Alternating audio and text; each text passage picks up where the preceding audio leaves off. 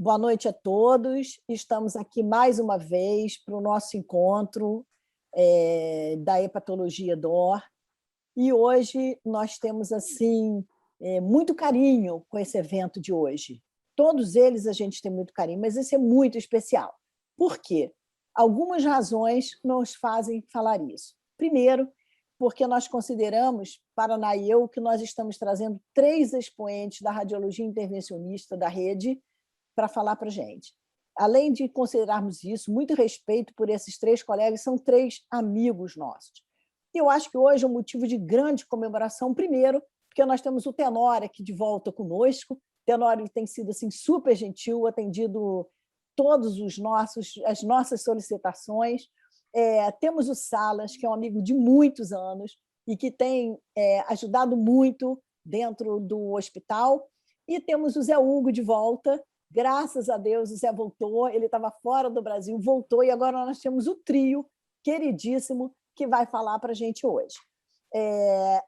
Deixamos por conta deles a organização e eles prepararam uma surpresa para a gente. Eu queria que o Paraná também desse uma palavra de boas-vindas. Eu quero agradecer muito. É muita alegria ter vocês 3, que era um sonho muito antigo que o Zé voltasse e pudesse integrar esse trio que a gente quer um bem enorme. Muito obrigada a vocês 3. Tá bom? Paraná. Bom, muito boa noite a todos, sejam todos bem-vindos à sessão. Imensa satisfação estar aqui de novo. A gente está realmente com uma estruturação do Hepatologia DOR muito bacana. Eu já percebo como as pessoas estão se conversando, estão colaborando. E essa sessão de hoje, como a Ana falou, muito especial. Primeiro, porque ela traz um assunto que é tecnologia, na veia, porque pensem como nós acompanhávamos um paciente há 15, 20 anos com trombose extensa porto-mesentérica, não tinha absolutamente nada a oferecer. Hoje a gente tem algumas opções, isso abre uma perspectiva imensa de beneficiar nossos pacientes, e eu tenho certeza que vocês vão gostar muito, todos vocês vão ver aqui algum caso que vocês já vivenciaram. Muito obrigado por estarem aqui conosco e vamos começar essa sessão que ela promete muito hoje. Boa noite a todos. Então, a gente definiu, eu vou começar a palestra. Eu sou Henrique Salas, trabalho principalmente no Quinta DOR e vou começar dividindo minha tela aqui. A palestra que foi proposta aqui foi recanalização portal, como a radiologia intervencionista pode ajudar. Então, esse aqui é o nosso grupo de trabalho aqui na Rede DOR, né? Então, como eu achei esse esquema aqui bem interessante, como você pode ajudar. Então, você tem, falando de recanalizar, de trombose porta em pacientes cirróticos, você tem uma incidência alta que vai aumentando a cada ano. Então, no primeiro ano, você vai ter até 12% de trombose no primeiro ano, 20% aos 5 anos e em torno de 40% entre 8 e 10 anos. Boa parte desses pacientes vão ter uma resolução espontânea, alguns vão ter alguma regressão, principalmente quando conseguem anticoagular. Você vai ter uma doença estável também numa outra porcentagem e alguns pacientes vão ter uma progressão de doença. Então, você tem uma porcentagem de pacientes sintomáticos e outros assintomáticos, né? Esse esquema aqui é para pacientes cirróticos, tá? Então, quando você tem uma doença estável, você vai gerenciando as opções, ver qual a proposta, né? A trombose porta é uma complicante, principalmente se o paciente vai fazer o transplante, né? Então, você assume ainda mais um problema. Se você tem uma doença progressiva, porque ele tem alguma trombofilia associada, você pode fazer uso de anticoagulação, né? Assim, aí você realmente tratar, né? TIPS, transplante, varizes, tratar as varizes por ligadura, com beta-bloqueador, BRTO, shunt. Isso quando você tem uma trombose já crônica. Quando você tem uma trombose aguda, você pode optar por anticoagulação, TIPS ou, eventualmente, cirurgia. A radiologia intervencionista já começa a trabalhar aqui nessas opções de TIPS, BRTO, fechamento de shunts, né?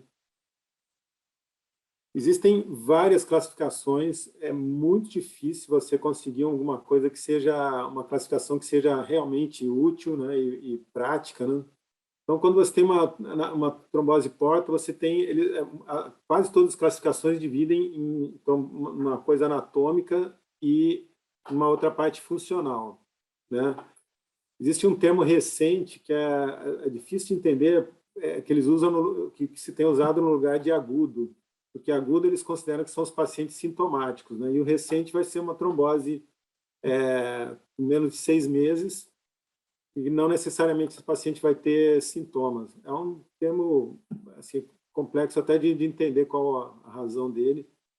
Quando você tem um paciente crônico, você pode ser sintomático ou assintomático, dependendo do que ele vai ter, do que ele vai desenvolver naquela trombose, né?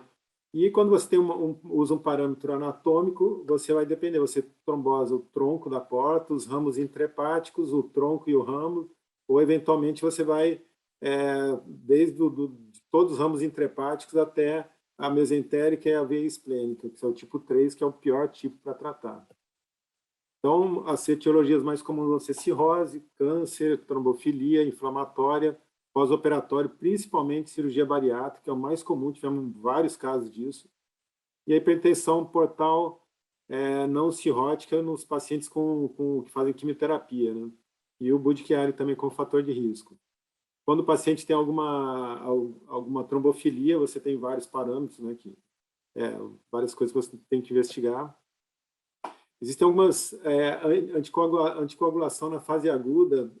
Foi feita uma meta-análise de 8 estudos com 353 pacientes, anticoagulação com heparina de baixo peso ou varfarina, e você consegue uma recanalização até 71% dos pacientes, uma recanalização completa até 53%, mas 40% não vão ter uma recanalização e vai acabar evoluindo com sintomas de hipertensão portal pré-sinusoidal. A localização mais frequente vai ser da veia porta, 40% dos casos vão ter trombose da veia porta, veia mesentérica em 9%, veia esplênica em 7,5%, a veia hepática em 5%, e o mais comum são as também múltiplas veias acometidas. Então, você vai ter um aspecto radiológico que são bem típicos, né? A trombose aguda, você vai ver um trombo, uma veia aumentada de calibre e um trombo agudo dentro desse vaso, né? E quando você vai ter uma trombose crônica, você vai ver aquela transformação cavernomatosa crônica típica, né? Que você vai ter esses múltiplos vasos aqui no hilo hepático e geralmente você tem até um edema aqui no mesentério. Quando você tem uma trombose tumoral, você vai ter um trombo, né? Um tumor e um trombo que capta contraste, que também são achados bem típicos também. Sintomas na fase aguda: dor abdominal, distensão, ascite, isquemia mesentérica, insuficiência hepática aguda, que são os casos mais difíceis, né, que até o manejo é mais difícil. Na trombose crônica, ascite, hemorragia digestiva, esplenomegalia, encefalopatia, quando você começa os shunts aumentarem o calibre, e diarreia crônica. O crônico é o que geralmente a gente encontra na prática. Você vai ter, então, várias opções para como tratar, né? Então, em cirróticos, você pode fazer TIPS, recanalização da porta, oclusão de shunts, BRTO, pato, cato. Aqui, o BRTO, na verdade, ele se divide num monte de outras siglas aqui, de acordo com o material que você usa. Pacientes não cirróticos, você tenta recanalizar a veia porta, oclusão de shunts, quando existem, BRTO também, nos pacientes que estão sangrando, embolização esplênica parcial, e TIPS, que é uma coisa que é mais polêmico nesses pacientes, né? Principalmente quando você, depois vou explicar mais para frente, por causa de um levantamento que a gente fez dos nossos casos, né? Então, quando você deve intervir na trombose venosa crônica? Quando o paciente tem um tratamento refratário de ascite, isquemia mesentérica crônica, hemorragia digestiva e encefalopatia. Estou mostrando alguns casos. Esses casos, na verdade, são focados nos casos que a gente conseguiu uma recanalização portal e depois isso virou um trabalho que eu vou mostrar mais para frente. Então, paciente de 38 anos, cirurgia bariátrica, evoluindo com hipertensão portal, ascite, diarreia, episódios de hemorragia digestiva. Então, quando você faz na tomografia, você já vê aqui uma recanalização, uma transformação cavernomatosa da porta, um baço grande, aqui então mais detalhada essa porta, um edema no mesentério, né? E quando a gente entra para fazer a recanalização, então uma punção percutânea transhepática, a gente faz geralmente guiado por ultrassom, tinha os ramos intrahepáticos livres, isso é fundamental para você conseguir fluxo para tentar ter sucesso em qualquer tratamento. Então aqui, depois da recanalização da porta, um cateterismo da veia mesentérica, então você vê aquela transformação cavernomatosa aqui no hilo hepático, conseguindo então cateterismo da veia esplênica, aquelas colaterais do fundo gástrico e que vão para o esôfago também. E geralmente aqui é um ponto de sangramento, então aqui é a angioplastia de todo o segmento. Aqui a angioplastia da veia porta, então angioplastando, você vai aumentando o tamanho dos balões. E aqui então o controle, obtendo um bom fluxo, um fluxo realmente muito interessante para o fígado. Aqui injetando na mesentérica, injetando na veia, na esplênica, desculpa, aqui na mesentérica também a gente vê esse fluxo bem interessante. Então a gente optou por não colocar stent e manter essa paciente assim. E a embolização do trajeto transhepático, que a gente faz com molas e cola, né, para não ter nenhum sangramento, já que os pacientes vão ficar anticoagulados. Então aqui uma tomografia pré e após um mês. Então você já nota um aumento, um crescimento do fígado. Aqui a mola que a gente usa na saída, vê a porta patente, no lugar aqui da transformação cavernomatosa, vê a porta aqui patente. Aquele edema do mesentério já desapareceu todo, né? Lembra que essa paciente tinha diarreia também, então aqui no lugar da transformação cavernomatosa a gente vê a porta patente, aqui do lado direito, né? E a volumetria hepática, o fígado tinha 1.400 ml, foi para 1.880, um aumento volumétrico de 32% em um mês. Aqui um outro caso parecido, pancreatite também, há 5 anos, 4 episódios de hemorragia digestiva, nos últimos 2 anos, com instabilidade hemodinâmica e endoscopia mostrando varizes de fundo gástrico e esôfago, né? Então você vê um esôfago aqui com múltiplas veias. Então aqui o estômago com muitas vezes aqui na parede também, a mesma coisa, um baço grande, uma porta trombosada, muitas colaterais aqui no hilo hepático, a junção espleno-mesentérica patente, um baço muito grande. Então aqui na reconstrução coronal, aqui a junção espleno-mesentérica patente, aqui essas colaterais no hilo hepático. Então um procedimento parecido com aquele, a gente conseguiu a recanalização. Aqui, então, múltiplas colaterais que vão se formando, né, indo na direção do estômago, tentando uma saída aqui, mas você vê que essa região do estômago tem uma quantidade absurda de veias, né, aqui indo para o esôfago. A mesma coisa, recanalização, aqui angioplastia, stent, angioplastia com dilatação do stent. Então, aqui o controle, aquelas colaterais desapareceram, fluxo muito bom pelo stent também. Vou passar mais rápido. Aqui, então, tomografia um mês após, aquelas colaterais que iam para o esôfago desapareceram, o baço de 19 centímetros caiu para 15, o fígado também de 16 centímetros foi para 21, volumetria pré e pós, depois de um mês, também de 1.400 foi para 1.800 ml, aumento volumétrico de 25%, e endoscopia sem varizes de esôfago. Aqui no outro caso, paciente psiquiátrico, trombose porta, depois de cirurgia bariátrica também, muitas ligaduras de esôfago, uso de propranolol, aumento também bilirrubina alta, um INR um pouquinho tocado, albumina tocada. Vou passar mais rápido. Esse caso aqui é interessante, ele tem uma veia, uma recanalização da veia umbilical, que na verdade ela não está saindo do fígado, ela está entrando no fígado com uma maneira desse fígado receber um pouco mais de sangue. Então também trombose da veia da porta, o baço, esse nem era tão grande, vou passar um pouquinho mais rápido.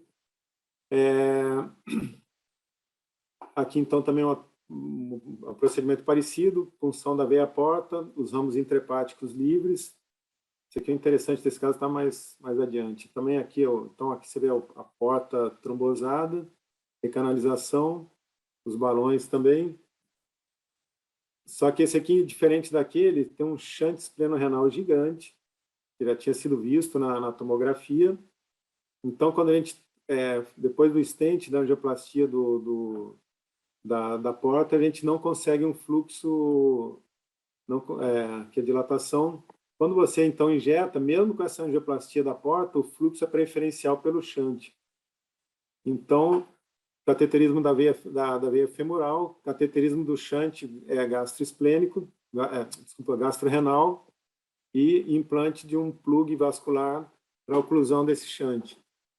Então, aqui o plug é essa estrutura aqui metálica que é desenhada para ser um oclusor.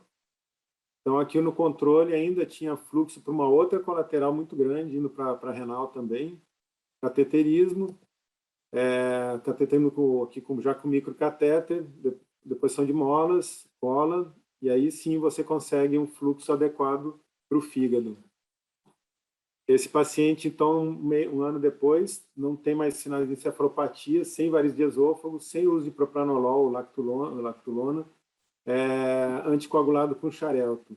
O ATC pré e após um ano, o fígado já bem maior, veio a porta patente depois de estudo, ainda com um detalhe, né, desaparece essa recanalização da veia umbilical, que o fígado já não precisa dela, esse aumento do baço, o baço bem menor também, e em termos de volumetria, de 980 ml foi para 1.600, um aumento de 72%. Então, isso gerou um trabalho, né, quando a gente observou esse aumento do fígado e da função, né? Então, os pacientes que não são cirróticos, o fígado é ávido por sangue, é um fígado isquêmico. E a proposta, então, é que não se faça TIPS, a não ser em último caso, quando você não consegue gerar fluxo. E esse trabalho, então, mostrou esse aumento volumétrico do fígado e da função hepática depois da recanalização. Então, esse que é o trabalho, a gente apresentou agora de novo na Sobrice, aliás, ganhou o primeiro lugar em temas livres, né? Então, foram 5 pacientes entre 21 e 67 anos, um tempo médio de 12,6 meses após recanalização portal sem TIPS, sucesso técnico em 100% desses casos, todas essas veias portas recanalizadas estavam patentes e houve resolução completa dos sintomas de hipertensão portal nesses pacientes. As plaquetas aumentaram de 145 mil para 198, e NR também houve uma melhora de NR da bilirrubina, albumina, dos glóbulos brancos e uma diminuição do diâmetro do baço. Então, ao mesmo tempo, quando você revê a literatura, eles falam que o TIPS está sendo cada vez mais usado na trombose venosa, tanto aguda quanto crônica, né? Então, isso é uma dificuldade para a gente decidir, né? Mas, enfim, nesse nosso trabalho, a gente considerou que esses pacientes, pelo menos, principalmente os não cirróticos, eles merecem uma chance de não ter um TIPS, né? Então, aqui um outro caso, agora mudando aqui, né? Um caso que a gente fez TIPS também, que havia indicação, porque a gente não conseguia gerar fluxo, né? Uma trombose mesentérica aguda, então uma veia porta expandida com trombo agudo aqui na porta, você vê o vaso expandido, vai indo até a mesentérica. A gente entrou, então, como pela veia, um acesso transjugular, que é a trombose da porta, vou passar mais rápido aqui. Cateterismo da veia mesentérica, esse aqui o trombo é muito fácil de cateterizar, porque é um trombo agudo, né? Você vê que tinha uma bariátrica também aqui, né? Os clipes aqui. Trombólise com RTPA e trombectomia com sistema, esse aqui a gente usou um angiojet, então aqui o sistema de trombectomia, aspiração desses trombos, né? É o sistema reolítico que vai aspirando e triturando esses trombos, e você pode injetar RTPA pelo sistema também. Então aqui, cateterismo da esplênica também, trombectomia, e aqui o controle pós com TIPS. Aqui, nesses casos, você abre um TIPS para você gerar fluxo e poder melhorar essa circulação aqui, pelo menos preservar a porta, né? Agora, vou brincando aqui, né? O que é uma recanalização portal na vida real? Porque ali foram só os casos bacanas para a gente mostrar em aula, né? Então, na vida real, é bem diferente, né? Esse aqui é um caso do Quinton, uma paciente de 53 anos, hipotireoidismo, ex-obesa, né? Trombocitose essencial, né? Com JAK2 positivo, proteína S funcional também, vários episódios de hemorragia digestiva, né? 2017, 2018, usando várias medicações, inclusive propranolol, uma dose bem razoável, uma baixa de hematócrito constante aqui nos exames sequenciais. Então, ela tinha uma trombose da veia porta, uma trombose da esplênica também, com aquela recanalização clássica de ramos curtos, passando pelo fundo gástrico aqui, indo para a veia gástrica esquerda. Então, essas colaterais gigantes no estômago, isso aqui tem, com certeza, isso acaba sangrando em algum momento, né? E nenhum ramo intrahepático. Isso é um fator muito ruim para a gente quando você pensa em recanalização. Artéria hepática de maior calibre, né? A mesentérica distal estava livre. Então, primeiro acesso transhepático, a gente tenta recanalizar, impossível, inclusive tentando recanalizar os ramos intrahepáticos. O que a gente vê é quase uma transformação cavernomatose dos ramos intrahepáticos. Você só vê o finalzinho dos ramos, a parte bem distal deles. Muito difícil. A gente tentou por muito tempo, não conseguimos. Então, aqui o que você só via, essas colaterais periportais aqui. Então, tentando um acesso transhepático, né? Então, aqui você vê que é o grupo, aqui tem 4 pessoas trabalhando, 2 no fígado, 2 no acesso esplênico. O acesso esplênico também foi muito difícil. E aqui, então, aquela colateral de fundo gástrico, passando aqui do estômago. E nessas tentativas de recanalização, a gente acabou perfurando aqui, teve um sangramento para o reto peritônio, a gente preferiu parar, sair desse acesso esplênico. E, então, a gente decidiu por parar, tirar os 2 acessos e revisar o caso. Então, na revisão do grupo, na revisão multidisciplinar, a gente considerou a veia mesentérica livre, com um filetezinho aqui que ia para o fígado, que aparentemente seria muito tranquilo de recanalizar. Então, entra a equipe da cirurgia, eles fizeram um acesso, uma mini laparotomia com acesso mesentérico, a gente entrou pela mesentérica, sai a equipe da cirurgia, entra, aí ficou radiologia intervencionista, conseguimos recanalizar o tronco da porta, tentamos mais uma vez recanalizar os ramos intrahepáticos, não foi possível, mas a nossa ideia então foi colocar um stent no tronco da porta, né? Foi um stent aqui no tronco da porta, um pouquinho depois da gástrica esquerda, o paciente foi, então fechou essa laparotomia, desceu para a hemodinâmica, então pelo acesso transjugular, e aqui agora a gente tinha um alvo para acertar, né? Tinha um local para ser puncionado, né? Então, função na direção daquele stent, conseguimos um trajeto transhepático aqui e fizemos um TIPS, colocando um segundo stent já transjugular. Então, esse aqui foi o resultado final. Aqui a gente manteve aquela veia, então ficou um stent, recoberto no tronco da porta e um viator aqui na veia hepática. A drenagem do baço, então, ficou saindo aqueles ramos curtos, passando pelo estômago e entrando aqui pela veia gástrica esquerda um pouco antes do TIPS. Então, com isso, a gente tinha uma saída do baço, tinha um local de saída com baixa pressão aqui, e supostamente isso ia reduzir o risco de sangramento desses vasos em torno na parede gástrica. Então, era mais ou menos isso aqui. Então, a gente conseguiu fazer uma ponte aqui, deixou apesar da trombose, a gente conseguiu fazer uma saída de baixa pressão.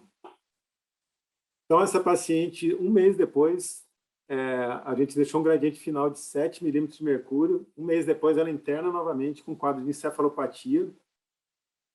E aí, então, na nova revisão do grupo de débito biliar, então foi decidido pela redução de calibre do TIPS. Então, a ideia era colocar um stent amarrado com uma redução do calibre no meio. Então, aqui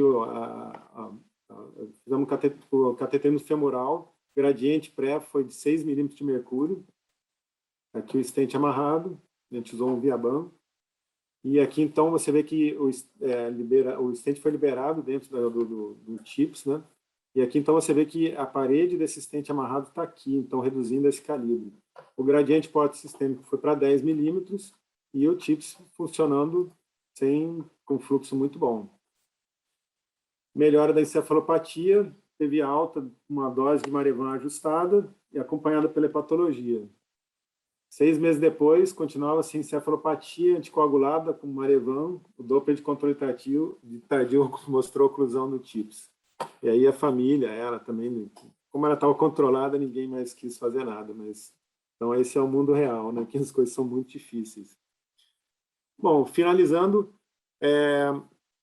eu acho que nessa classificação do consenso de Balveno, para mim, é o melhor de todos. Aqui você tem todas as opções, né, de quando você tem onde está a trombose da porta, qual a apresentação crônica, o tipo de doença, se é cirrótico, não cirrótico, se é tumor, pós-transplante, esse grau de oclusão da veia porta, se é completo ou incompleto. Acho que esses parâmetros, quando você segue essa sequência aqui, você vai ter todos os dados, principalmente aqui, esses dados anatômicos, são fundamentais para você estudar e prever qualquer tipo de recanalização portal, né? Então, resumindo, a radiologia intervencionista na fase aguda, você pode oferecer trombólise indireta pela artéria, fazendo trombolítico pela mesentérica superior, trombólise direta, trombectomia, TIPS. Na fase crônica, recanalização portal, angioplastias, quando o paciente tem um potencial de ser transplantado, o ideal é você colocar o mínimo, uma quantidade menor possível de stents. Pode fazer o TIPS também, embolização de shunts, BRTO, parto, cato, BRTO e suas variantes, né? E embolizações de fístulas arteriovenosas intestinais, que a gente costuma ver, eventualmente, nesses pacientes com trombose parcialmente recanalizada. Então, é uma patologia complexa, de manejo muito difícil, porque os pacientes sangram, mas precisam ficar anticoagulados, é muito difícil esse controle. Obrigatoriamente, você tem que ter um estudo detalhado do caso, daí todas as imagens de boa qualidade e a discussão multidisciplinar, isso é obrigatório. Um acompanhamento ambulatorial também multidisciplinar, com repetição frequente de exames de imagem, e uma instituição que tenha recursos, equipamentos adequados, senão você não consegue fazer esses procedimentos, que são realmente muito difíceis. Para mim, são os mais difíceis que a gente tem tido a oportunidade de fazer. Obrigado. Espero não ter passado muito do tempo. Não, excelente, Salas, obrigado. Vamos dar sequência e deixar as perguntas para o final. Agora, José Hugo, por favor. Muito bem. Muito bem. Deixa eu compartilhar aqui a minha tela.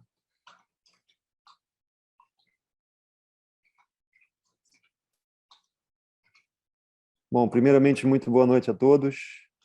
Espero que estejam me ouvindo.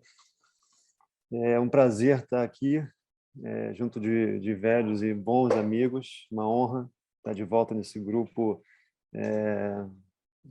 grupo de elite do fígado, né? Acho que não tem nome melhor para definir. Eu acho que a radiologia intervencionista é uma especialidade que ajuda muito na hepatologia, e eu vou falar sobre algumas técnicas que podem também ajudar nesse sentido. Meu nome é José Hugo Luz, sou médico também do INCA, além da Rede DOR e do Quinta DOR, que é o berço da hepatologia do Rio de Janeiro. O tema da minha aula é técnicas regenerativas antes de hepatectomias maiores.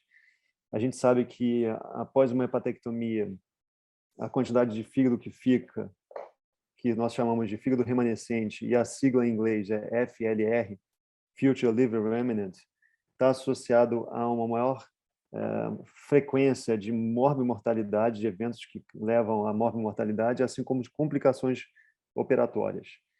A gente também sabe que, realizando um procedimento que se chama embolização portal, ou seja, embolizando o lado que vai ser ressecado para o outro lado crescer, a gente aumenta o número de pacientes que vão para a cirurgia, e a cirurgia ainda é a terapia que dá a melhor sobrevida do ponto de vista oncológico para os pacientes com tumores primários e secundários do fígado. E a embolização portal também reduz a incidência da insuficiência hepática pós-operatória, ou seja, o paciente que tem o fígado que cresceu após a embolização portal, ele vai ter uma incidência menor de falência hepática no pós-operatório. E isso mostra o paradigma da cirurgia hepática nos últimos 20 anos. Antes, o foco era muito o que pode sair daquele fígado, quantos tumores o paciente tem, e o foco agora é claramente o que vai ficar nesse fígado, ou seja, o fígado remanescente, o FLR. A embolização portal, boa parte de vocês já conhece, geralmente é feita a embolização portal direita, para que o lado esquerdo hipertrofie após 2 a 4 semanas. O objetivo desse procedimento não é controle tumoral, mas sim e exclusivamente preparar um paciente que tem um fígado pequeno, aqui o FLR pequeno, e após 2 a 4 semanas esse fígado cresce e o paciente não pode ser submetido a uma cirurgia com segurança.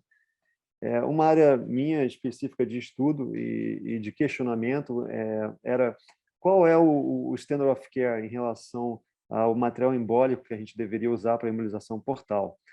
Lembrando que o sucesso clínico da embolização portal é de 80% de pacientes que chegam à cirurgia, ou seja, depois desse procedimento, até 80% dos pacientes vão chegar à cirurgia, ou seja, um número bem significativo.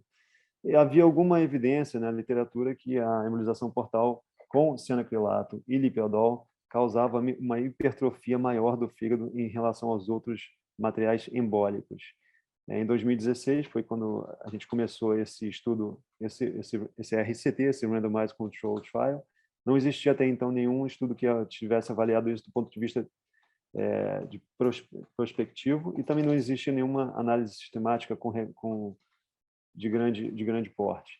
Então a gente passou essa ideia para o grupo de Lisboa, foi para lá que eu me mudei, fizemos esse estudo, um estudo randomizado, onde a gente comparou a embolização portal com esse material aqui, que está no canto esquerdo da tela de vocês, que é a cola e o lipiodol, que é como a gente fazia no Brasil, como a gente fazia lá no Quintador, com a técnica que é muito feita nos Estados Unidos e também era feita lá em Lisboa, que era com micropartículas e mola, uma técnica até um pouco bem mais cara.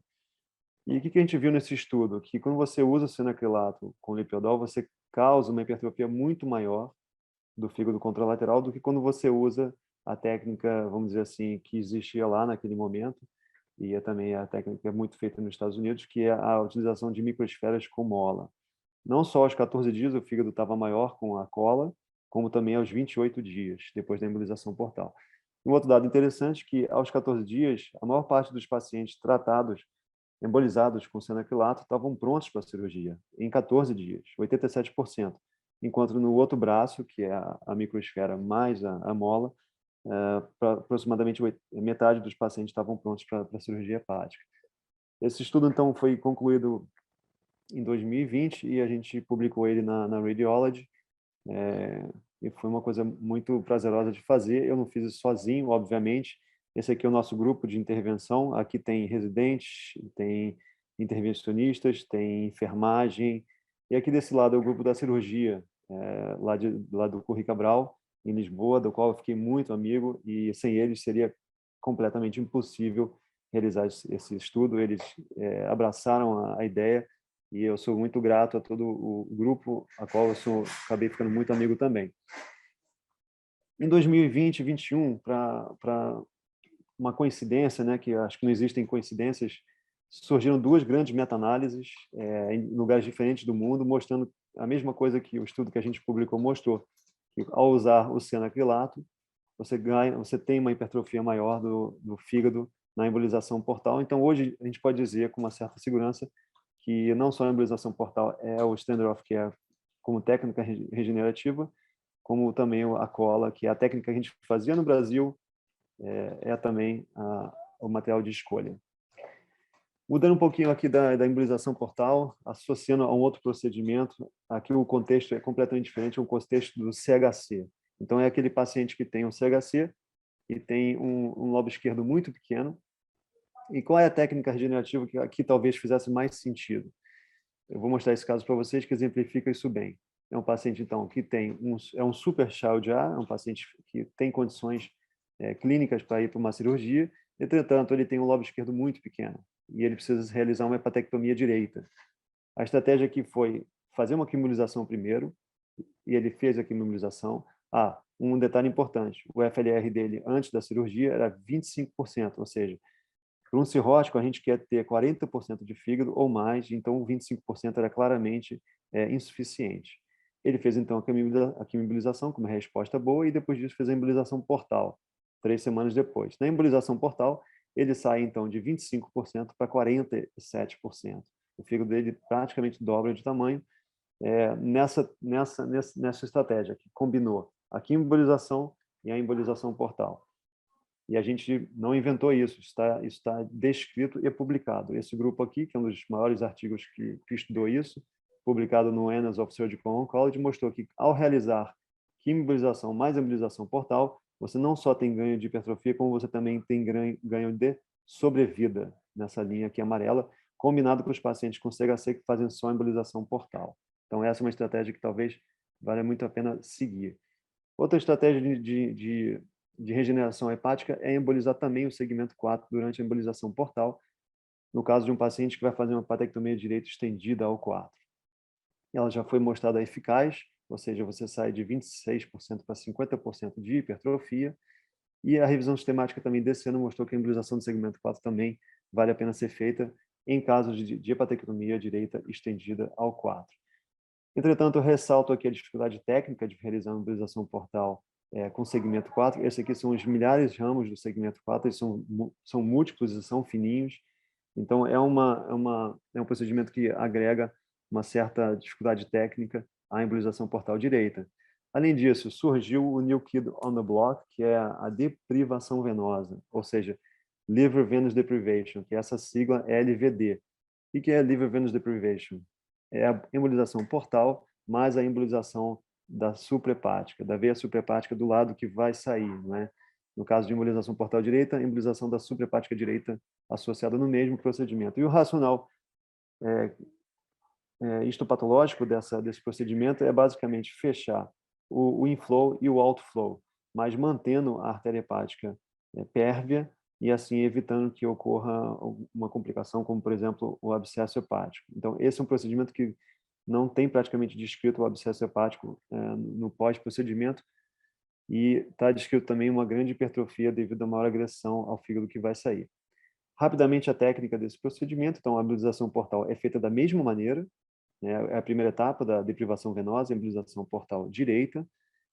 Na sequência, a gente vai fazer a embolização da suprahepática. Aqui o plug sendo liberado na origem da suprahepática direita, ok? É desencapado o plug, para depois, então, ser injetada a cola e preencher os ramos mais distais da suprahepática direita. Então, nós temos aqui embolização portal direita e embolização com plug e cola da suprahepática direita. Essa aqui é a imagem que a gente gosta de ver, né? O molde de cola preenchendo bem a veia suprahepática direita e o plug na parte mais proximal da suprahepática. Então, a embolização da suprahepática associado à embolização portal. Beleza. Surgiu em 2017 um conceito que estende um pouco mais, que é a deprivação venosa estendida, ou seja, aqui nós vamos embolizar não só a porta direita, mas também a veia suprahepática direita e a veia suprahepática média. Tá? Então, o acesso vai ser feito na porta e na suprahepática direita e média, e até em hepática direita e média acessória, se for o caso. E qual foi o grande diferencial desse procedimento? Eu quero chamar aqui a atenção dos senhores para isso.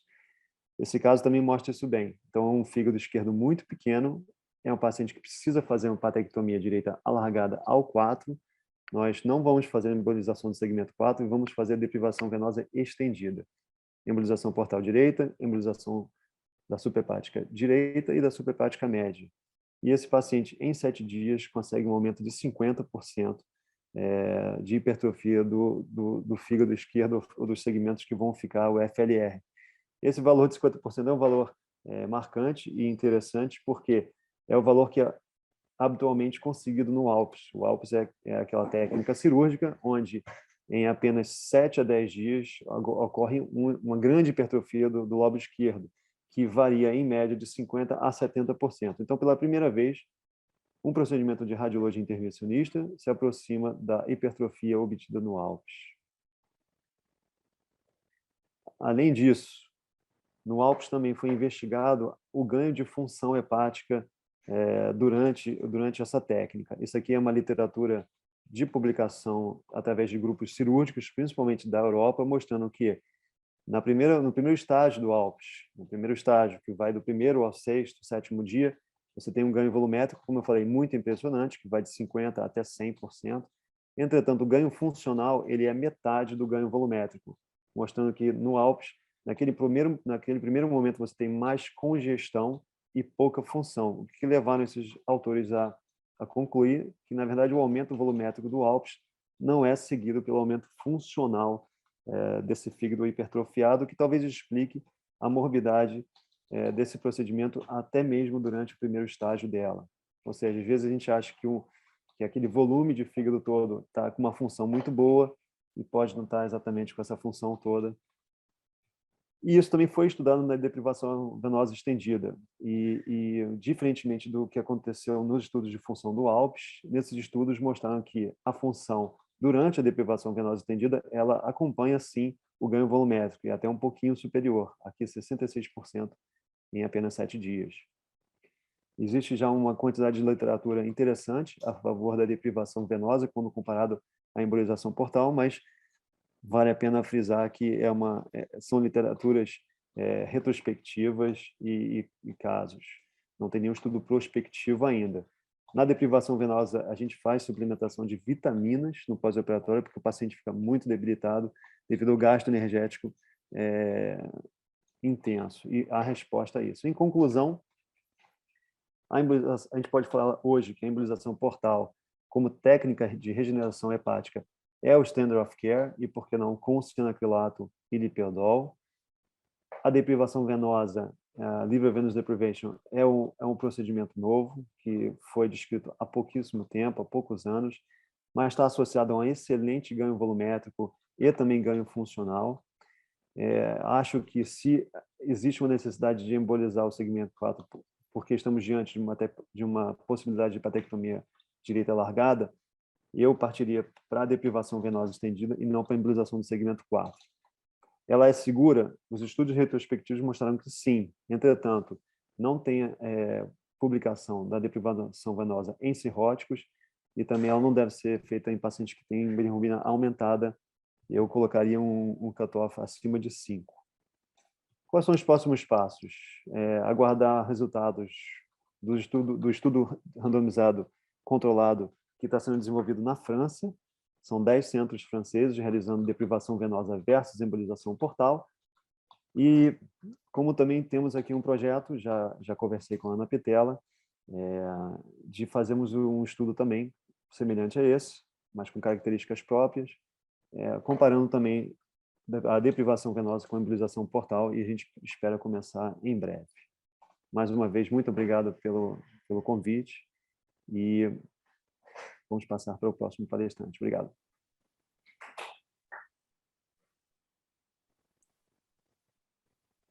Obrigada, Zé Hugo. Maravilha de apresentação. A gente fica assim, sem fala. Eu avisei que era uma noite dos nossos 3 pilares e nossos amigos. Tenório, agora é você. Obrigado. Zé, parabéns. Vou te pedir isso só para compartilhar aqui a minha tela, então. Obrigado.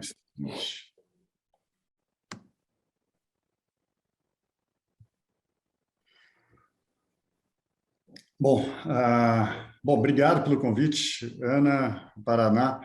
É um prazer estar aqui também para falar um pouco sobre a nossa experiência e ao lado aí do Salas e do Zé Hugo voltando, eu acho que de fato fica uma noite especial. Eu vou falar sobre uma tecnologia nova, então saindo aí da parte intervencionista vascular, vindo para a parte percutânea, não vascular, a eletroporação irreversível, que é o que a gente tem utilizado em pâncreas principalmente, mas que também tem aplicações em fígado. Então vou passar um pouquinho sobre essa técnica e onde a gente pode usar na nossa área de atuação hepática. Só sucintamente, a gente já conhece, acho que é de amplo conhecimento de todos, as técnicas ablativas térmicas, que usam calor ou frio. No fígado, especificamente, micro-ondas e radiofrequência são as mais utilizadas. Raramente se utiliza alguma outra técnica. A eletroporação, ela vem diferente, ela não utiliza nem o calor nem o frio para conseguir o tratamento, então você não tem a necrose que acontece nas técnicas térmicas. Aqui o que se faz, na verdade, são a colocação de 2 probes ou mais, mas você precisa no mínimo 2 probes para você poder ter uma corrente elétrica correndo entre eles. E você expõe a agulha, como vocês podem ver aqui exemplificado, no fígado a gente expõe 2 centímetros a agulha, espaça essa agulha entre 1,5 e 2,2 centímetros, e você consegue, então, uma zona de tratamento que avança até 1 centímetro, também retrai da ponta exposta 1 centímetro, então você fica com 3 centímetros de zona de ablação, e uma agulha que 2 centímetros entre elas, você também vai ter 2 centímetros para fora. Então, você consegue uma zona de ablação com 2 agulhas de mais ou menos 3 centímetros de diâmetro, semelhante ao que a gente tem com uma agulha de radiofrequência. Quando você quer zonas de ablação maior, você multiplica essas agulhas, podendo fazer, então, zonas de ablação maiores usando 3, 4, 5 agulhas. O mecanismo de ação ele é interessante no sentido de que a corrente elétrica, ao passar pelas membranas, dilata os poros das membranas. Os poros das membranas, quando a gente volta lá para a fisiologia de membranas, é o que faz com que a célula controle a homeostase, o que entra e o que sai das células do citoplasma celular. Quando você tem esses poros alargados de uma forma irreversível, a eletroporação irreversível, a célula perde a capacidade de controlar o que entra e o que sai, acaba perdendo conteúdo citoplasmático, não controla mais íons que estão entrando e saindo para o interstício, e dessa forma a célula entra em apoptose. Esse é o mecanismo de morte celular, não é necrose coagulativa como nas outras técnicas. Aqui é o aparelho, só para demonstrar, um aparelho mais ou menos do tamanho de ultrassom, a tela com algumas informações que você fornece, e o aparelho te sugere uma voltagem para aquela distância, aquele tamanho de lesão e a margem que você deseja, geralmente entre 2 e 3 mil volts é o que se utiliza. A nossa experiência inicial, aqui cada bolinha representando um paciente, a gente está... Na verdade, hoje a gente já está com 33 pacientes tratados, e o que domina, na verdade, seriam os tumores de pâncreas e fígado. O fígado aqui, com 4 pacientes tratados até hoje, 2 colangiocarcinomas e 2 metástases coloretais. No caso, os 2 colangiocarcinomas foram tratados intraoperatório e as 2 metástases coloretais foram tratadas percutâneas. A questão quando a gente pensa nessa técnica, primeiro a gente vai avaliar as opções terapêuticas. Por que pâncreas e as lesões centrais hepáticas têm tanto apelo? Em primeiro lugar, porque as técnicas cirúrgicas, elas não se aplicariam. Então, uma lesão no centro do fígado que não seja passível de ressecção, essa poderia ser uma abordagem, então, da eletroporação. As outras técnicas ablativas não entram porque elas lesam as vias biliares, então acaba sendo proscrito, é um lugar que a gente não utiliza. Quando a gente vai para a radioterapia no centro hepático também tem as complicações que as técnicas ablativas convencionais têm. Então, também pode levar à dilatação, à estenose das vias biliares, e comprometer a função do órgão e a qualidade de vida do paciente.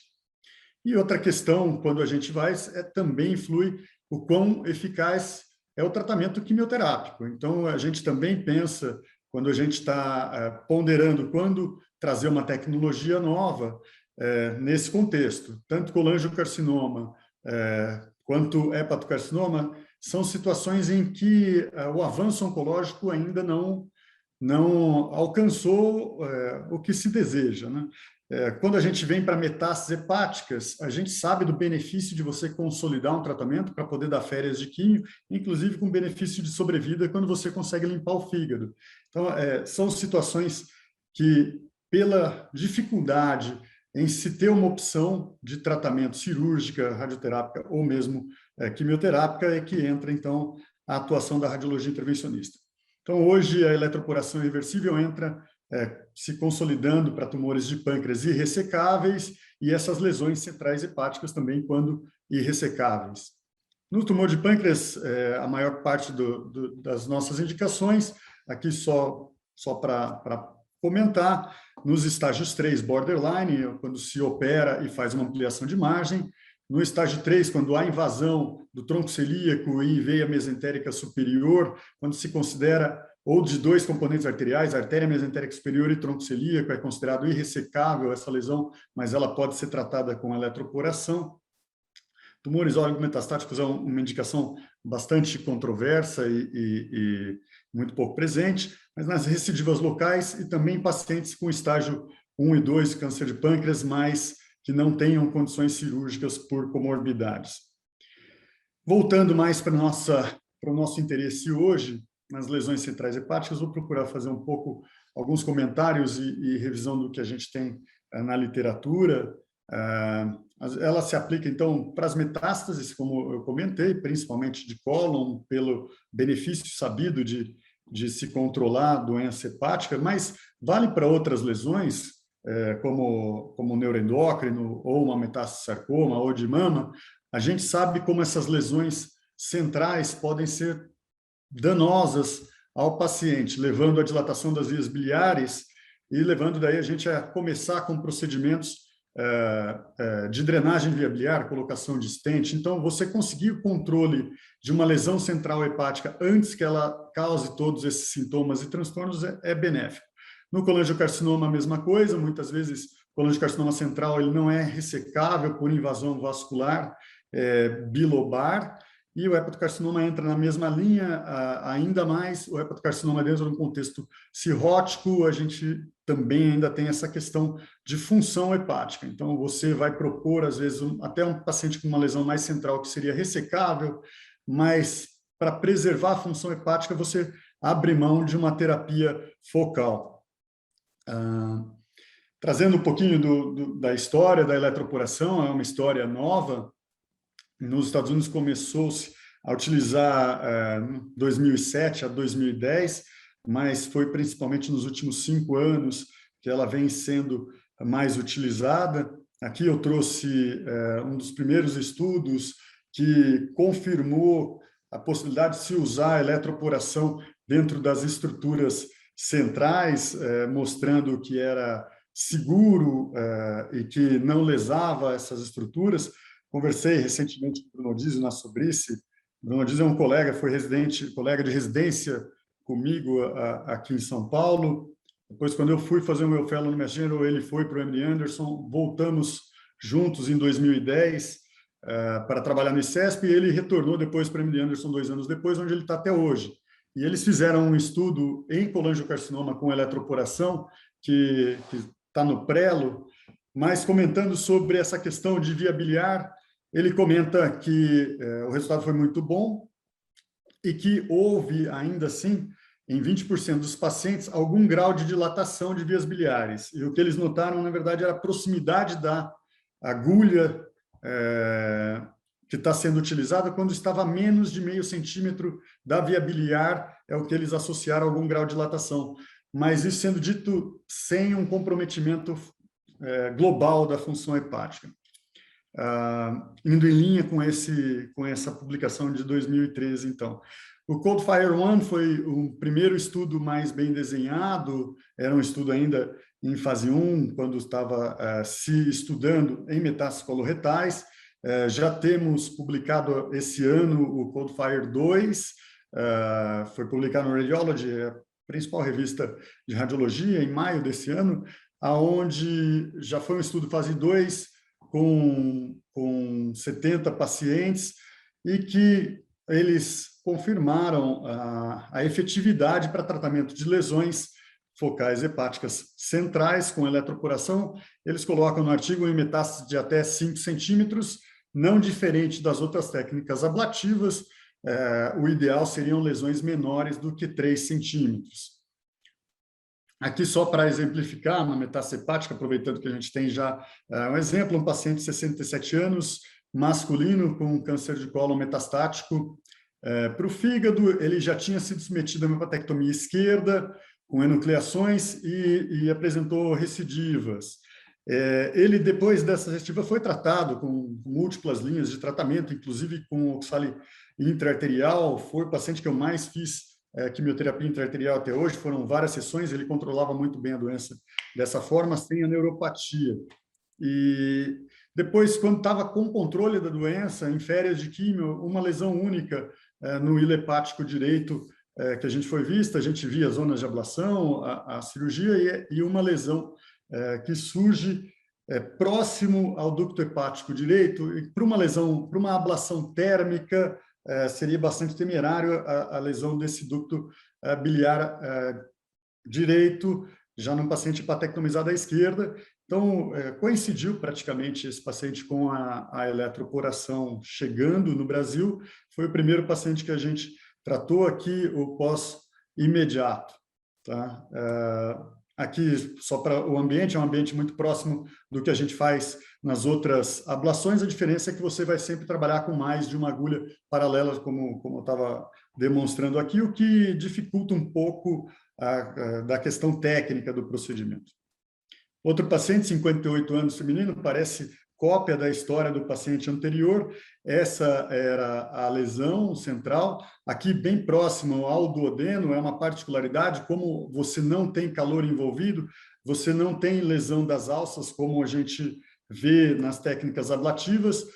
Aqui eu coloquei 3 agulhas, uma lesão aqui, veja como a veia porta estava próximo e o ducto também próximo, o ducto à direita. Então, aqui uma agulha colocada mais cranialmente, outra e a terceira agulha mais caudalmente, próximo ao duodeno.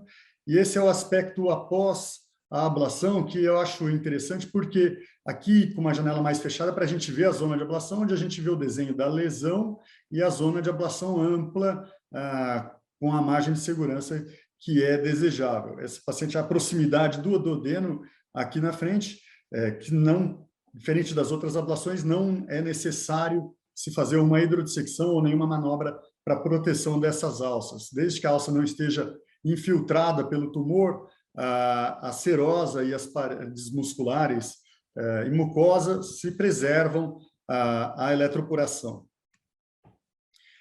Aqui, em relação ao colangiocarcinoma, também já tem alguns estudos mostrando que em relação ao colangiocarcinoma, mesmo em pacientes ictéricos, a eletroporação pode ser aplicada, ainda nenhum estudo grande.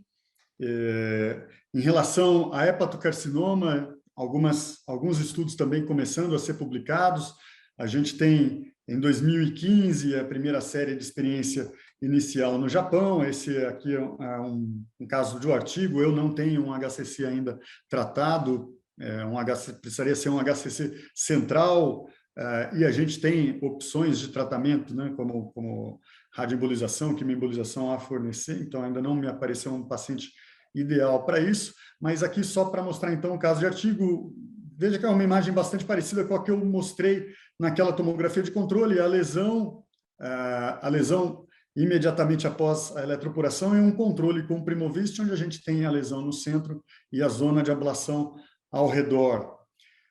Tem já estudos mostrando a eficácia e a tolerabilidade em pacientes cirróticos um pouco mais avançados também, Child B 7 ou 8, e alguns estudos começando a sair com tempos de segmento mais longos, o que também é sempre interessante, não diferente do que se espera, mostrando resultados melhores para lesões menores, muito semelhante à ablação. Esse é só um caso que eu discuti hoje especificamente, então acabei trazendo, eu não tenho ainda ele para mostrar, mas foi discutido hoje um paciente que tinha, um paciente cirrótico com esse hepatocarcinoma que tinha 6 centímetros, foi tratado com uma quimioembolização em outro serviço, com uma boa resposta, mas aqui na margem inferior, a gente vê ainda tumor viável. Então, discutindo-se opções para esse paciente, transplante foi aventado, ele tem 74 anos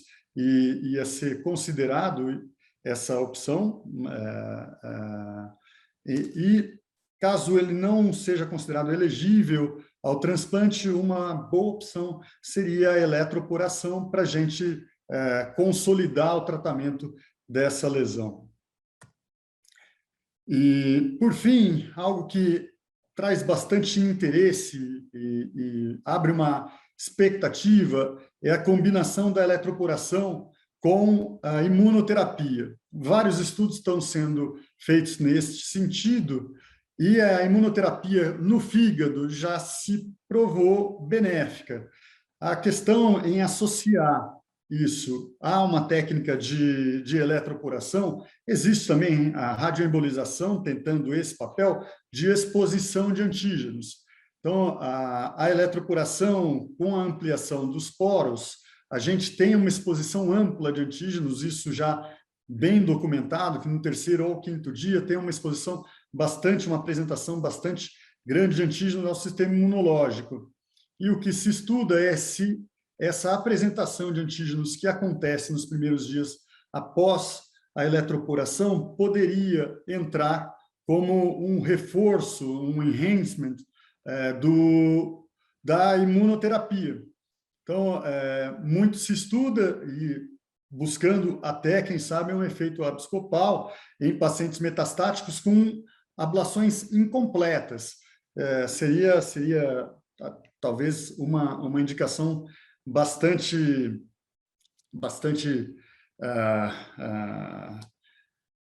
desejável, se a gente conseguisse, numa lesão grande, metastática, fazer uma eletroporação incompleta, só com o intuito de exposição e exposição de antígenos a uma imunoterapia, potencializar o efeito dessa imunoterapia, conseguindo um efeito abscopal.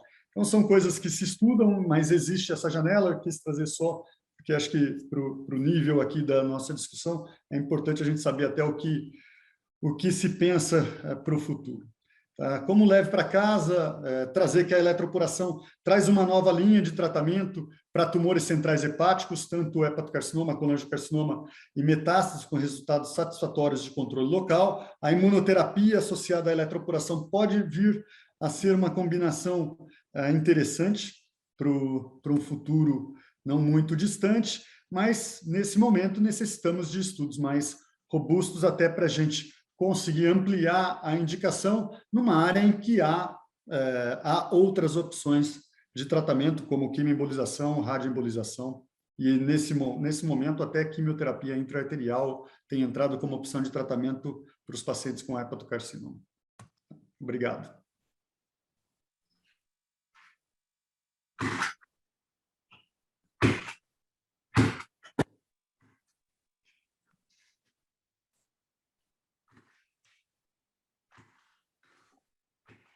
Obrigada, Tenório. Eu fico pensando aqui, o que o Lúcio deve estar pensando agora, né?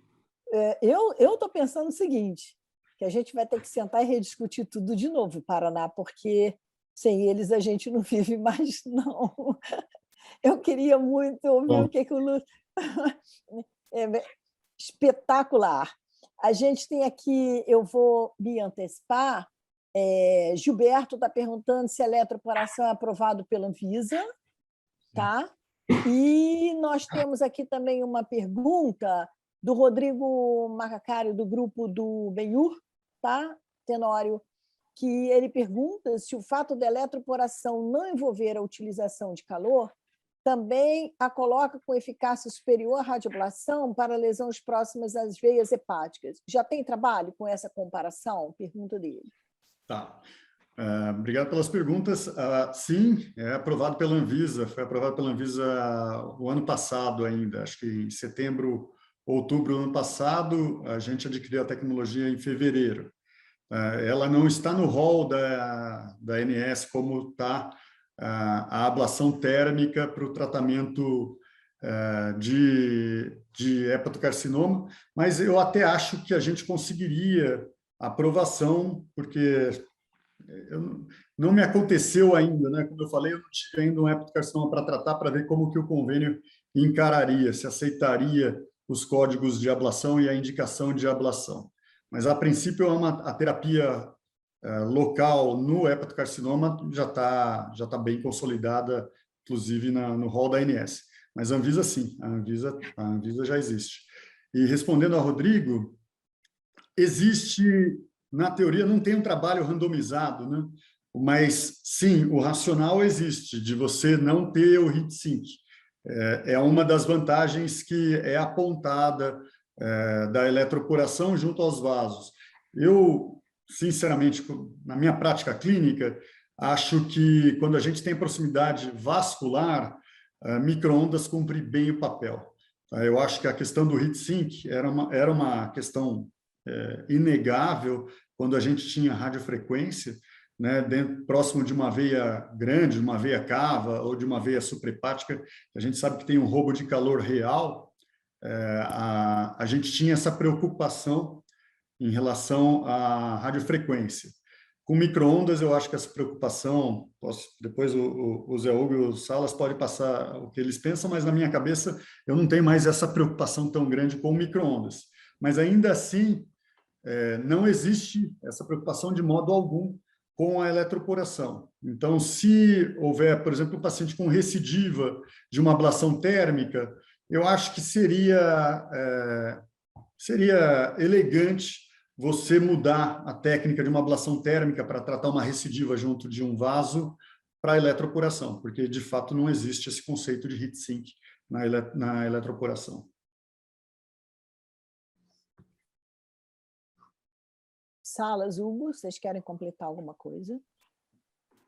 Sim, eu acho que o Luiz falou muito bem em relação à possibilidade de usar o micro-ondas perto de vasos e não teríamos mais o heat sink, né? Eu tive a oportunidade de usar muito micro-ondas lá em Lisboa, era o padrão que eles tinham lá, a gente não tinha mais radiofrequência, então foram 4 anos usando micro-ondas. Eu posso dizer que isso acontece mesmo, a gente ablava lesões perto de vaso e o heat sink praticamente desaparece, né? Então é uma tecnologia muito boa para esse tipo de lesão, e com certeza substituiu a radiofrequência nesse quesito, né? Agora, o que o Luiz falou também, né? Estudos controlados, bem feitos, comparativos, a gente não tem ainda com a eletroporação, mas vai ser muito interessante de ver essas duas tecnologias que são muito boas, comparadas uma com a outra, vai ser. Eu acho que a micro-ondas, muita gente está substituindo pela radiofrequência pela micro-ondas, né? Você tem essas vantagens, você tem muito mais potência, né? E até mais precisão também do que você da área de ablação, e você faz isso perto de vaso sem muita preocupação de que não vai ser eficiente. Talvez seja preocupante você trombosar o vaso, mas a ablação ela vai fazer, né? Tem uma pergunta aqui que chegou pelo WhatsApp. Qual é o limite de um colega radiologista? Qual é o limite para tentar a recanalização portomesentérica em relação, acredito que seja em relação ao tempo da trombose, né? Isso é difícil. A gente já teve de tudo. Já teve recanalização de pacientes que trombosaram com aquele cateterismo da veia umbilical em bebê, tá com os pacientes com 20 e poucos anos, a gente conseguiu recanalizar. Agora, já tiveram os pacientes da Ana, acho que era Leandro, que era impossível recanalizar.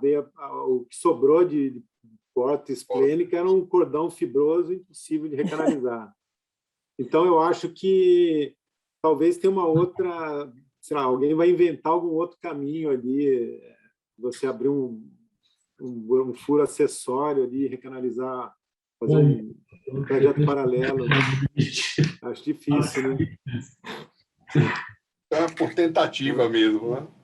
Eu acho que sim, o que a gente faz é isso. Tem alguma tentativa, tem coisas que são impossíveis mesmo.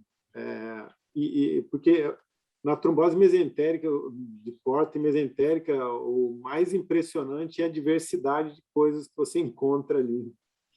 Então, às vezes vale a pena tentar, às vezes surpreende mesmo. Você está esperando uma recanalização difícil e acaba saindo muito fácil, né? Uma foi essa daí, essa paciente com trombose depois de cateterismo da artéria umbilical, foi relativamente tranquilo, né? Eu tenho uma pergunta minha, Ana, mas tem aqui uma outra que chegou, vou passar essa na frente, deixo a minha para depois. A pergunta é, como vocês conduzem nos seus serviços a biliopatia portal? Esse é um tema muito interessante. A gente já teve uns casos bem bizarros. A gente até apresentou aqui aquele mísio, por exemplo. Eu embolizei os ramos todos que iam em volta da vesícula. A tentativa é você tentar a recanalização portal. É a única maneira que você tem de reduzir essa biliopatia portal. Mas é um fator difícil, complicante também. Porque às vezes, você está naquela tua tentativa de recanalização. Já tem uma paciente que eu entrei pela via biliar, né? Você tem aquelas colaterais todas em volta de um colédoco dilatado. Eu já entrei pela via biliar e a paciente fez uma hemorragia durante o procedimento, chocou e a gente teve que parar tudo porque foi aquela catástrofe, né? Na verdade, tiveram 2 pacientes que eu caí na via biliar, né?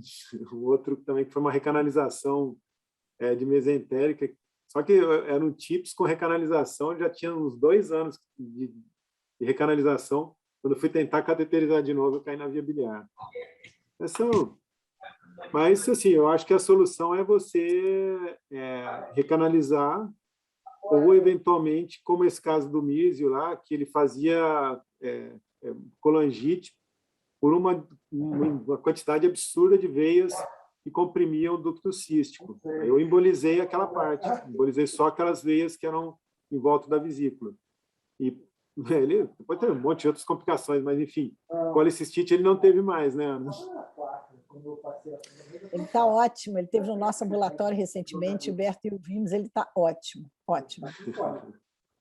Acho que tem pergunta aí no chat. Acho que essas recanalizações portais, Henrique, é um assunto que, dependendo do serviço que você está, você tem que insistir um pouco até você tratar a sua primeira. Depois que você trata a sua primeira e dá certo, as pessoas começam a acreditar mais em você, né? Mas até você tentar a sua primeira, existe uma certa resistência, que aí as pessoas ficam assim, não, isso não vai dar certo. Aí você trata, dá certo, não, olha,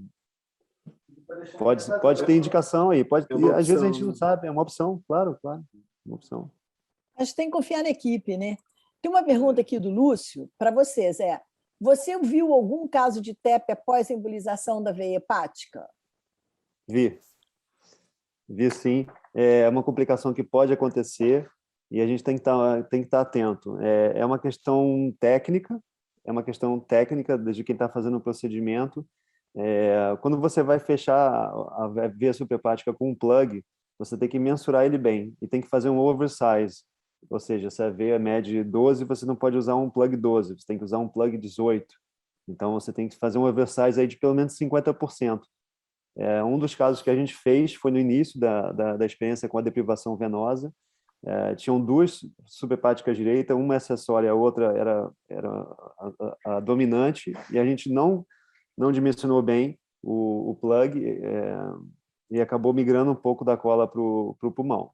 E a gente, né, a gente vai atrás dessa cola, a gente foi atrás da cola e conseguimos buscar a cola com o snare, com pescaria, né, que a gente chama, e tiramos. Mas depois que a gente começou a realmente fazer um oversize do plug, isso é quase impossível de acontecer. Isso só vai acontecer realmente se você não tiver um material correto, ou então se você não fizer um bom oversize do plug. Mas sim, pode acontecer, é uma complicação que pode acontecer. Ô, Paraná, a gente vê a carinha dos 3 assim, tranquilo, né? E aí você pergunta, dá para fazer isso? Dá para fazer isso. A gente fica estressado, eles não. Tem horas que dá raiva. Falando em estresse, deixa eu perguntar a vocês, agora a pergunta é minha, qual é a experiência pessoal de vocês com trombólise intraarterial em trombose aguda? Eu vou dizer que é difícil o diagnóstico, nossas emergências não estão preparadas. Todo paciente meu, eu digo que se chegar com dor abdominal, não saia da emergência sem ser o trator com dor. Estou falando de paciente, obviamente, com hipertensão portal, sobretudo hipertensão portal não cirrótica, né? Porque mais chance. Mas, infelizmente, na maioria das emergências, o paciente chega com dor abdominal, às vezes a dor é típica, nem todos têm dor. Mas, quando tem, a dor é bem típica, tem o sinal do cadarço. Dominique Valar sempre ensinou aí para a gente, né? Não, manda dobrar o tronco sobre a coxa, que o paciente não consegue. Enfim, mas acaba que o paciente chega e sai de lá com Buscopan, a dipirona, e, às vezes, eu já tive pacientes 3, 4 vezes no PA e ninguém deu diagnóstico, ninguém, mesmo ele sendo paciente com hipertensão portal. Qual é a conduta de vocês, qual a experiência de vocês com a trombólise intraarterial e qual é o limite de vocês para indicarem, se vocês indicam, trombólise intraarterial? Eu fiz essa pergunta a Guadalupe Garcia Tissal numa última sessão nossa, depois eu vou dizer o que é que ela respondeu. A gente já fez de tudo ali, né? Porque a gente está em busca também do procedimento ideal, que até agora a gente não chegou a essa conclusão, né? Mas nessa revisão de literatura, preparando essa aula, o que você encontra de literatura, que é muito escasso, né? Você tem a trombólise indireta, né? Injetando na artéria, aparentemente tem uma eficácia pior.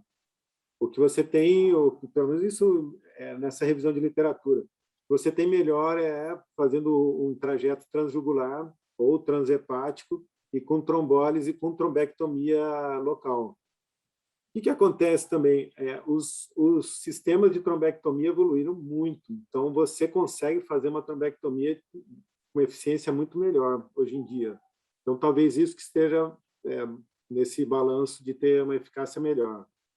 Mas, enfim, a gente já teve também procedimentos com injeção intraarterial que foram muito legais lá no Quinta. Eu vi até uma revisão lá, fez a RTPA acho que 11 dias. É maluco, né? Mas, enfim. Só faria sentido num contexto mesmo de RTPA contínuo, né? A verdade é que não é fácil fazer, né? Não é fácil você manter o paciente cateterizado 2, 3 dias com RTPA contínuo. Tem bastante complicação associada a isso também.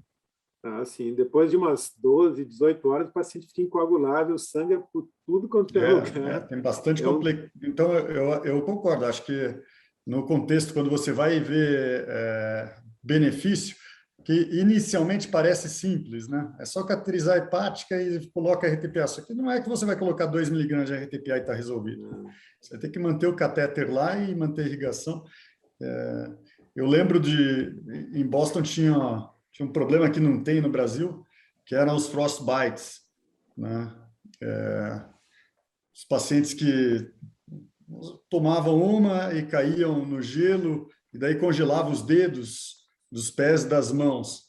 E a gente tinha um protocolo de RTPA contínuo, onde a gente colocava um catéter em cada braço e ficava irrigando com RTPA, tentando preservar. E o frostbite ele ia comendo, então os pacientes amputavam os dedos. Daí eram pacientes jovens que amputavam todos os dedos ou as 2 mãos.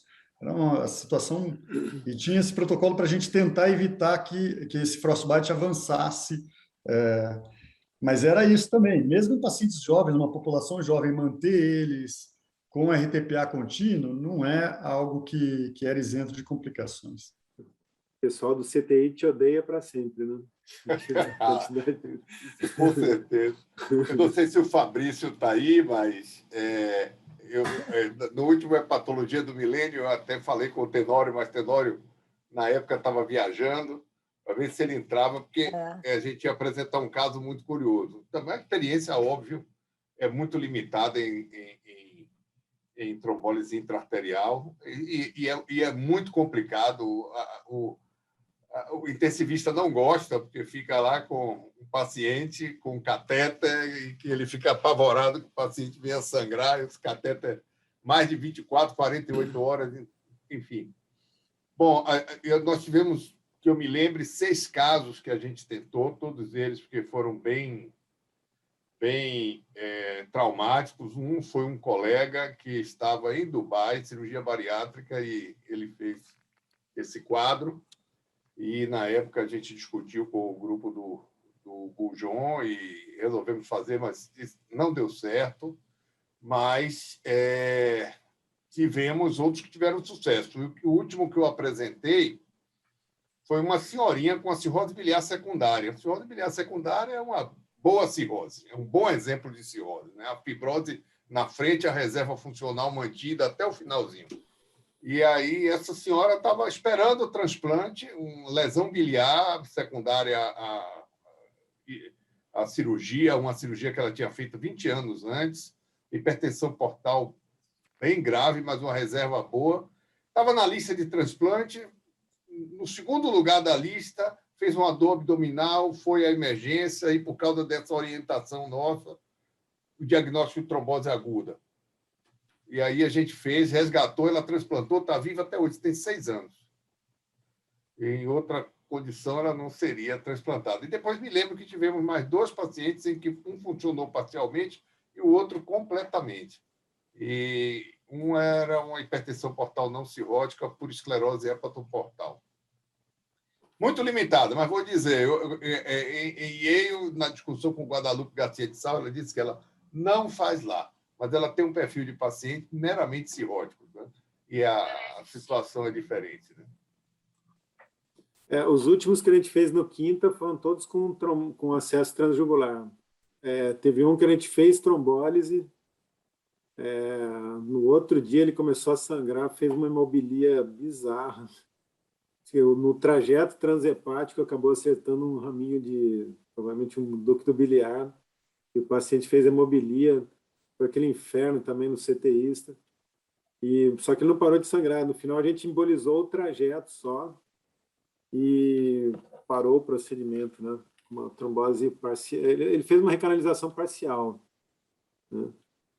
Mas são casos difíceis. Hoje é a trombectomia, com certeza, né? E a grande dúvida é deixar TIPS, não deixar TIPS. São pacientes que têm um perfil de uma trombofilia associado, geralmente. Então, você deixa o TIPS, que pode ser que trombose tudo, porque é um fator de risco, e vai levar a veia hepática também. Então, assim, as decisões são muito difíceis, né? A Ana sabe, porque ela acaba acompanhando esses pacientes ambulatorialmente, então é aquele horror, né, de você... Fora esse paciente tinha parado de tomar um anticoagulante, porque ele achou que estava legal já tinha feito uma trombose de um seio venoso cerebral. Ele parou, um dia ele resolveu que já estava bom de anticoagulação, parou, trombosou a porta. Então tem até a teimosia do paciente também para piorar, né? Henrique, lembra aquele médico que a gente fez um médico, a gente fez um TIPS e ele trombosou agudamente o TIPS. Também. Sim. A gente foi lá e também foi uma trombectomia. A gente fez trombose, já não lembro. Sei que a gente aspirou muito trombo e ele salvamos né, o TIPS ficou salvo, né? O TIPS está aberto até hoje. Está aberto até hoje. Acho que tem, sei lá, 12 anos. Só que ele ficou antiagregado. Isso, também outra coisa polêmica. Ana lembra bem dele, com certeza. Francisco, o TIPS está aberto até hoje. Evoluiu com hepatocarcinoma agora, né? Porque a cirrose, a doença de base continuou, né? Ele veio a óbito recentemente, mas com TIPS pérvio. Okay. Ele veio por evolução de doença. Eu não cheguei a falar com vocês estava em São Paulo, próximo a isso. Que pena. 12 anos de sobrevida. 12 anos de TIPS. Trombose no cirrótico, excelente. 12 anos, cirrose mesmo, veio a óbito tem muito tempo. Eu acho que isso tudo que a gente está conversando não acontece se você não tiver uma emergência atenta, uma equipe multidisciplinar dentro do hospital e uma equipe de radiologia disponível o tempo todo. Esse é o grande segredo, né? porque lá a gente tem uma parceria enorme, o pessoal do transplante, da cirurgia, o Lúcio, Beth, equipe, a rádio, a gente. É muito trabalho, é muito difícil, a decisão é muito difícil às vezes. Às vezes a gente pergunta, é muito engraçado, a gente tem uma sessão que a gente chama de Bom Dia Fígado, que tem que reavivar com a pandemia, ela deu uma parada, mas é assim, a gente leva o caso, discute, e aí um fala, não, eu acho que dá, e o outro fala, não dá para botar tips, o outro fala, não, eu acho que... Então, tem várias opiniões boas até a gente chegar a um consenso. Por isso que eu fico brincando, eu acho que a gente vai ter que mudar tudo. Protocolo de tips tem que mudar, tem que entrar em eletroporação, tem muito trabalho para a gente fazer e a gente nunca acaba, porque tem sempre coisa muito nova. Então, eu acho que é isso. Eu achei assim, interessantíssimas várias possibilidades, partindo de pessoas com experiência, pessoas super sérias, em que a gente confia, e isso traz um crescimento muito grande, entende? Eu acho que a gente tem que sentar realmente, você falou no protocolos, acho que a gente tem que fazer esse desenho, tem que ouvir o Lúcio nessa história, porque sem ele a gente não consegue fazer. Né? Já fica o recado aí, Lúcio, se prepara. Não, ele sabe, eu já falei com ele aqui. E eu acho que é espetacular esse crescimento que a gente tem com essas novas possibilidades que vocês estão sempre trazendo para a gente. Então, eu me lembro, quando a gente discutia colocar chips, não botar chips, vai botar um chips, que chips a gente vai botar, que protocolo, e hoje a gente está em outro nível de discussão. Isso é muito legal. Tenório trazendo aí eletroporação e ajudar a gente nessas coisas. Acho que é espetacular. Não dá. Cada dia um dia, não tem o certo ou errado, tem o que a gente consegue fazer de melhor. É a minha opinião. Né? A hepatologia é a mais multidisciplinar, a mais integralizada, a mais interdisciplinar e a mais interessante de todas as especialidades. Né, Ana? Sem dúvida. Eu acho. Sem dúvida. É engraçado. E a clínica médica pura, pura. Toda a clínica médica. Né? É isso mesmo, a gente fala assim, vem cá, você acha que vai anticoagular esse doente com 5.000 plaquetas? Não. E aí, você lembra, Salos, você lembra, você não estava aí, então faz isso, faz aquilo, depois não, mas eu acho... Não, então deixa eu perguntar para a Lúcia. E aí vai, pergunta para o outro, vem com outro assunto completamente diferente, a gente fica... É muito interessante, é só vivendo isso, acho que Tenório vive isso também lá, é muito bom, é muito bom. É a mais animada, é a mais bacana, a mais legal, né? Eu acho. Os pacientes mais difíceis também, né? Não sei se são os mais difíceis, eu acho que são aqueles que fazem a gente sentar, estudar muito, não sei se são mais difíceis. Mais trabalhosos, com certeza são. É um mundo, né? Muito, a gente trabalha muito com doente muito grave e anticoagulado. Então, é muito complicado, é muito complicado. Por exemplo, o MIS, a gente trouxe aqui no início do ano, Rodrigo Viana opinou, quantas vezes a gente ouviu o Lúcio nesse caso, ele está vivo, e a gente dizia, não tem mais chance nenhuma para você, o cara está calça jeans, tênis, desfilando, feliz da vida, e camisinha polo, andando pelo hospital. Isso né? Mas se a gente vai contar o bastidor...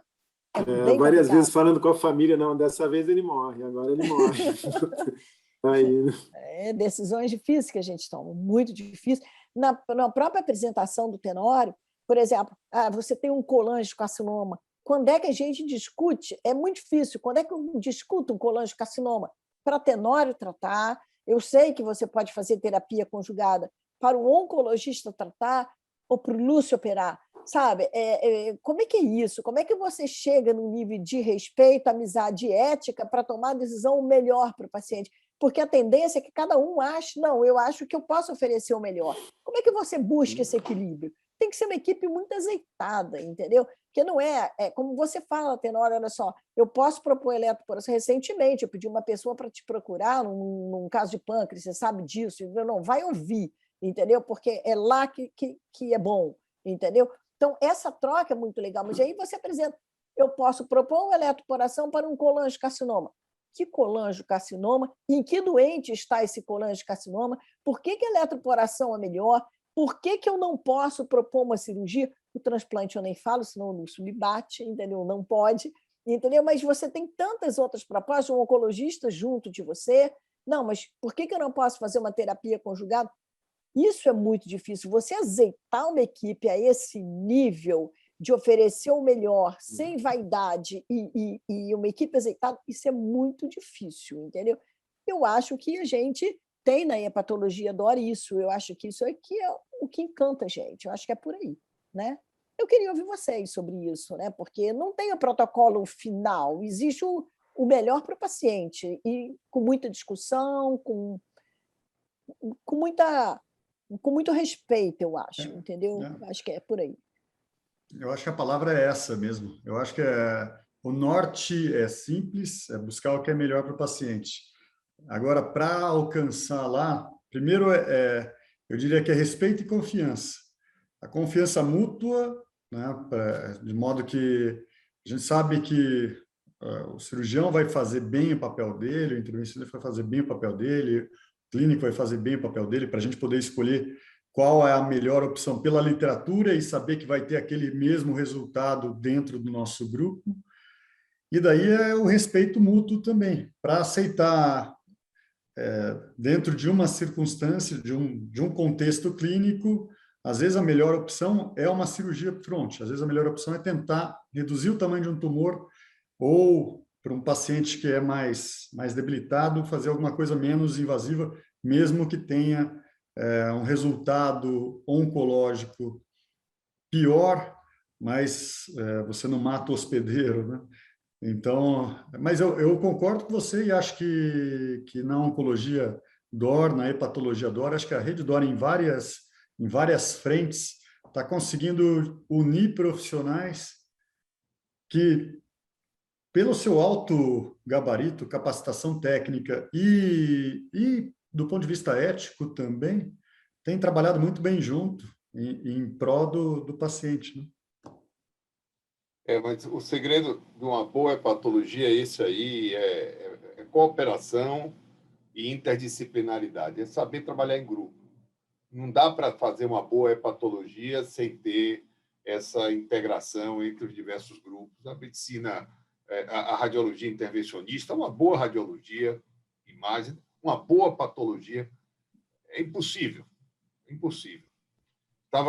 O primeiro caso que o Salas apresentou, eu pensei que fosse um caso nosso, porque foi igual, inclusive a compressão da cava. A mesma coisa, um paciente com hepatite C, com hipertensão portal. Isso em 2014, eu levei para a patologia do milênio, na mesa estava Nora Terror, estava Moisés Diago e Didier Samuel.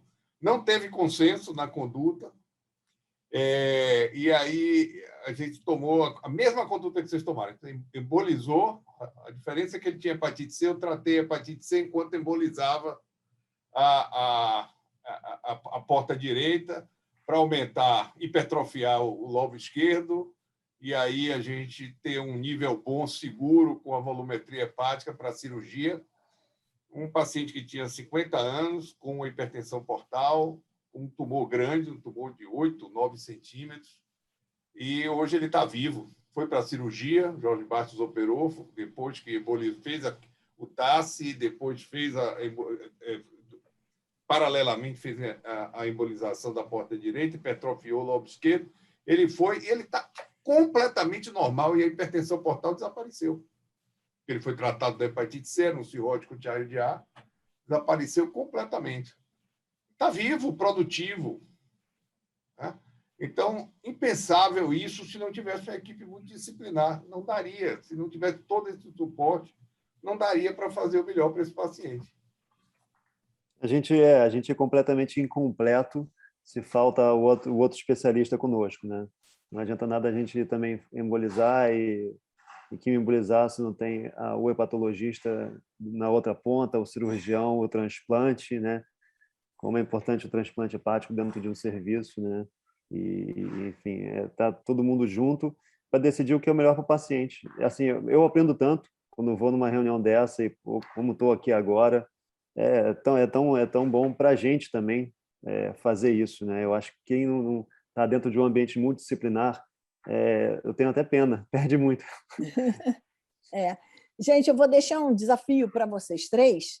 Eu estou falando em nome do Paraná e no meu. A partir de janeiro, nós vamos, e é para todo mundo que está nos ouvindo também. A partir de janeiro, nossa sessão, nós vamos começar a trazer linhas de cuidado. Nós resolvemos mudar o nome para linhas de cuidado, sabe, Tenório? Porque protocolo ele tem que ter resultado e não é essa a ideia inicial. A equipe, o Lúcio está ajudando muito. Aliás, ele vai fazer uma apresentação esse mês para pessoas do CTI, colegas do CTI, de como dentro do CTI você identificar doente para transplante, uma coisa muito bacana. Essa ideia foi assim espetacular. E ele e Beth estão conosco ajudando em traçar várias linhas de cuidado. A partir de janeiro, nós já temos algumas, né, Paraná? Eu contei com Beth outro dia, eu acho que são 12 que nós já temos assim em andamento. Eu acho que eu te mandei, Paraná. Eu acho que eu mandei alguma coisa para você. Dá uma olhada nos e-mails. Eu estou até com vergonha. O Paraná tem umas 4 ou 5 prontas e a gente está dizendo que vai fazer. Bom, então, o desafio para vocês três, tá? Ajudar a gente dessas linhas da radiologia intervencionista para o hepatologista clínico, entendeu? O que vocês podem contribuir, trazer para a gente? Vai encaminhando para mim e para o Paraná. Eu vou mandar para você o que a gente já tem para vocês. Nós já temos algumas coisas em gestante, em hepatopatias na gestação. A Beth está me ajudando muito, a gente está preparando outras coisas. Eu tenho um que eu estou assim, apaixonada, que é esse de sarcopenia. Tem várias coisas já em andamento, e a nossa ideia não é fazer um livro, é fazer acontecer e ajudar os colegas na hepatologia, a contribuição de todos. Estamos aqui, estou reforçando o convite, mandem para a gente, sobretudo quem está participando, tem o meu contato do Paraná, manda, olha, eu queria fazer isso, queria fazer aquilo, temos algumas linhas, eu queria muito que vocês três ajudassem a gente nessa linha da radiologia intervencionista, nesse momento aí, tá bom? Ok? Eu acho que é isso. Nós estamos com 21h39. Vou convidar vocês para a gente almojantar. Ana, eu quero. Ana, Oi. Surgiu aqui uma pergunta. Fala, pode falar. Ela é rapidíssima, então acho que vale a pena, já que a pessoa colocou aqui. Que preocupações o clínico deve ter beira-leito após uso do senacrilato? Bom, eu vou responder rapidamente isso. Especificamente em relação à embolização portal ou deprivação venosa, não tem grandes preocupações, não. É basicamente uma analgesia, porque dói mais durante o procedimento, mas depois de uma analgesia, nada muito especial para controlar a dor. Espero que tenha sido isso que ele tenha perguntado, então não tem grandes preocupações. É só preocupações normais de qualquer procedimento de intervenção, como sinais de sangramento, enfim, dor abdominal aguda, uma queda da pressão arterial, mas em relação ao senacrilato não tem grandes atenções, não. Obrigado, Zé, por ter visto essa pergunta, eu não consegui identificar. Gente, não sei se tem mais alguma pergunta aí, se algum de vocês quer falar. Paraná, você vai encerrar o evento hoje, que em dezembro a gente está preparando uma coisa aí especial, bem bacana, que vai ser o último do ano. Em janeiro não vamos ter. Paraná vai encerrar hoje, tá?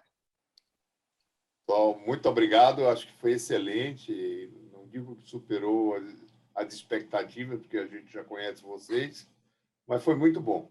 É muito bom essa interação entre as nossas especialidades, a gente trabalha junto pelo paciente. Achei espetacular, sobretudo que vocês rechearam de casos clínicos, e isso é sempre muito importante, porque traz a gente para a nossa prática diária. Sai do contexto unicamente teórico, né? E a gente se transporta para a situação que vocês viveram, pela similaridade que nós já vivemos também. Muito obrigado aos três e vamos partir para outros voos, não é, Ana? Voos mais altos. Obrigado, muito boa noite a todos. Eu vou comprar uma asa delta para mim. obrigado pelo convite. Acho muito importante, porque a gente vive de novidades, aí sempre tem alguma coisa nova e, assim, impossível as pessoas terem acesso a essa informação se não for por esses encontros. Muito obrigado mesmo pela oportunidade. Verdade. Uma boa noite para todo mundo. Obrigado, pessoal. Boa noite a Obrigado, todos. pessoal. Obrigado pelo convite. Boa noite para todos. Boa noite. Vocês vão Abraço, receber em Paraná. casa o diploma de hepatologista clínico, tá? Vocês três, vai chegar pelo correio. Vamos ver. Assinado pelo Paraná. Vou botar na parede. Um abraço. Valeu, Até mais, gente. um abraço. Tchau, tchau, Boa tchau. noite, boa noite.